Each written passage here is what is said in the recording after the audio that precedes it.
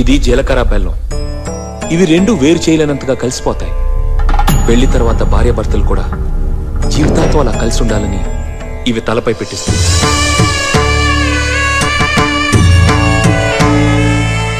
ఇది మంగళసూత్రం. మంగళం అంటే పవిత్రత, సూత్రం అంటే తాడు. ఇది మెడలో పడగానే పెళ్లి అగ్ని కంటే పవిత్రం అవుతుంది.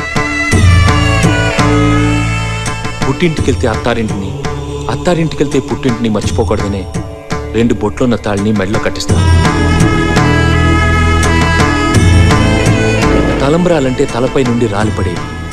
ఆ ఇంట్లో సిరి సంపదలు కూడా అలా వచ్చి పడాలనే తలంబ్రాలు పోయిస్తారు. 7 అడుగుల్లో ప్రతి అడుగుకి ఒక అర్థం ఉంది.